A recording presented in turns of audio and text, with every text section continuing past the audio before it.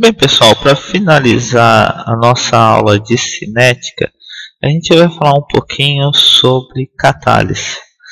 Bem, aqui nós temos um gráfico representando uma reação, né? Então, como a gente pode ver, a energia potencial em termos da coordenada de reação, ele vai ser dado da seguinte maneira. Então nós temos aqui o caminho sem o catalisador, né? Então, como a gente pode perceber, a energia potencial para esse sistema sem o catalisador é muito grande, tá? E aí a energia de ativação é dada pela energia dos reagentes e o valor máximo dessa curva aqui.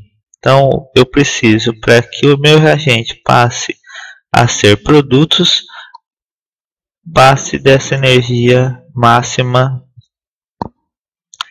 desse caminho reacional, né? Bem, quando a gente coloca o catalisador, o que acontece é que a energia não é baixada para essa reação, e sim nós temos uma energia menor, energia de ativação menor, para caminhos diferentes de reação. Então, na verdade, quando você põe um catalisador, você está alterando o caminho reacional, e naquele caminho reacional a energia de ativação para aquele sistema é menor do que a energia de ativação para o caminho inicial, tá? Então o catalisador ele não baixa a energia de ativação da reação inicial, ele simplesmente altera o caminho, e nesse novo caminho o que você tem é uma energia de ativação menor, né? Consequentemente, você consegue atingir os produtos mais facilmente, né?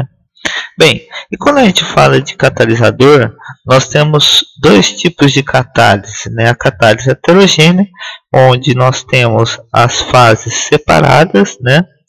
Ou seja, geralmente o catalisador está na fase sólida e a substância a ser catalisada está na fase líquida, né? Por exemplo, pode ser gasosa também. Como exemplo, nós temos os conversores catalíticos no carro, onde geralmente é uma liga de platina a ródio ou platina irídio, e converte os monóxidos de carbono, monóxido de nitrogênio em substâncias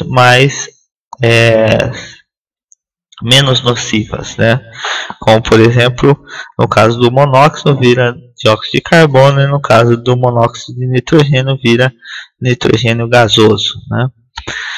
Bem, e nós temos também a catálise homogênea. Na catálise homogênea, o que nós temos é tanto o catalisador quanto os reagentes estão na mesma fase. Por exemplo, gás-gás, líquido-líquido, né? Um exemplo clássico de catálise homogênea é o uso da água oxigenada. A água oxigenada como um catalisador homogêneo, né? Então a decomposição da água oxigenada em solução aquosa atua como um catalisador homogêneo, né?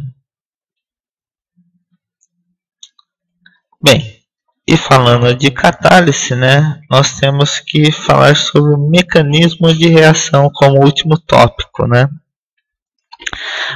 O mecanismo nada mais é que uma descrição de uma trajetória ou uma sequência de etapas pelas quais uma reação ocorre a nível molecular, né? Então aqui nós temos um exemplo de um determinado mecanismo. Então a reação química que representa a formação de HCl a partir de ICl mais hidrogênio, né? Formando 2HCl mais I2 ou iodo, né? Gasoso. Essa reação ela não ocorre numa única etapa, ela ocorre em duas etapas. A primeira etapa, onde eu tenho a molécula de ICl reagindo com H2, formando HI mais HCl. E o composto formado aqui, o HI, reage na segunda etapa com outra molécula de ICl para formar então novo HCl mais o iodo, tá? Então nós temos um intermediário sendo formado aqui, que é o HI, né? Esse intermediário ele atua na segunda equação. E aí, para que a gente possa expressar a lei de velocidade, nós temos que pegar a etapa mais lenta da reação. E a etapa mais lenta é a etapa determinante de velocidade, né? Bem, nós podemos demonstrar que as reações elas podem ocorrer de forma unimolecular, onde eu tenho A formando produtos, ou bimolecular, quando eu tenho um reagente reagindo com outro reagente para dar os produtos. Ou em casos mais raros, nós temos as termomoleculares, né, onde eu tenho 3 reagentes reagindo para dar os produtos, né. Bem, e toda vez que eu tenho um mecanismo, eu tenho a formação do intermediário, né. Esse intermediário geralmente é a etapa lenta da reação, né, que é a reação desse intermediário com um dos reagentes para formar o produto, e a formação do intermediário na primeira etapa, em geral, é uma reação rápida, né? Bem, e aí a reação, o mecanismo, ele tem a propagação, né, também da reação, e a parte final, onde eu tenho a finalização da minha reação, né?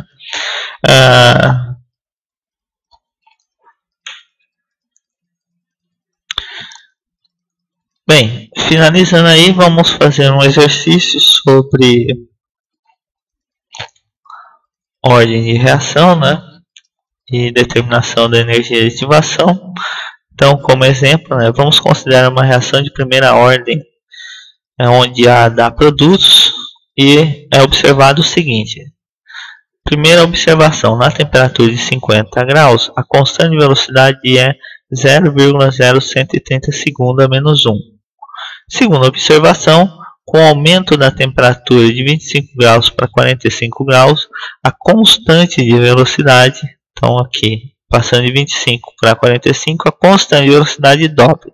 Então, usando essas duas observações aqui, pede-se, determine qual é a minha vida do composto A na temperatura de 80 graus. Segundo, B, qual é a energia de ativação para essa reação? C, qual é a velocidade da reação se a concentração da solução é 0,250 mol por litro na temperatura de 80 graus? E, finalmente, se a concentração da solução for 0,20 mol por litro, a velocidade 0,125 mol por litro segundo, qual será a temperatura dessa minha reação? Bem, primeira coisa que eu faria aqui, né, é determinar a energia de ativação, né? Determinando a energia de ativação, você consegue responder as demais perguntas, tá? Então, primeira coisa que você faz aqui é determinar a energia de ativação, né, usando aquela forma ln de K2 sobre K1 é igual a R, energia de ativação sobre R, né, que multiplica 1 T1 menos T2, né, é a reação simples aí, né, essa é a equação simples que você vai usar. Fazendo essa equação, você consegue determinar a energia de ativação. O importante aqui é só ficar esperto no conceito de constante de velocidade dobra, né? Então, se eu tenho a velocidade 1, a constante vai ser K1. Se eu tenho a velocidade 2, a constante passa a ser 2. Perceba como é dobrado, você vai ter que acabar multiplicando por 2, né? Então, você na verdade vai ter um ln que é ln de 2, que tendo um ln de 2 é igual a 0,593, né? Aliás, 693, né? Fazendo isso, você vai usar as temperaturas que foram dadas, 25 graus e 45 graus, substitui na fórmula e determina a energia de ativação. Tendo a energia de ativação em posse dela, né, Agora você pode calcular a meia-vida, né, da reação. Para isso eu preciso simplesmente determinar a constante de velocidade na temperatura pedida, né? Então eu tenho lá duas temperaturas, né? Eu tenho a temperatura 50 graus, a constante de velocidade é 0,0130 e a outra temperatura 80 graus, né? Fazendo essa substituição, usando os valores específicos já determinado, você determina a constante na velocidade, na temperatura de 80 graus. E aí, como é uma reação de primeira ordem, né, uma reação simples de A dando B, de decomposição de primeira ordem, nós sabemos que o tempo de meia-vida nada mais é que o ln de 2 sobre K, né? Então o ln é 0,693 e o K você determina usando a fórmula, né? Então muito simples aí, não tem muito segredo. E a partir aí do C e D você já tem a constante de velocidade na temperatura de 80 graus. E como é de primeira ordem, a velocidade é igual a K, concentração de A. Foi dada a concentração de A, você tem K, você determina a velocidade, né?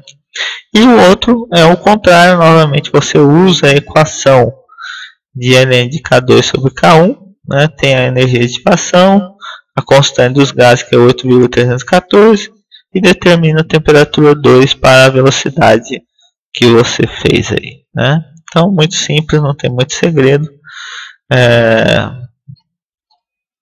um bom exercício aí para vocês, né? E bons estudos e até mais.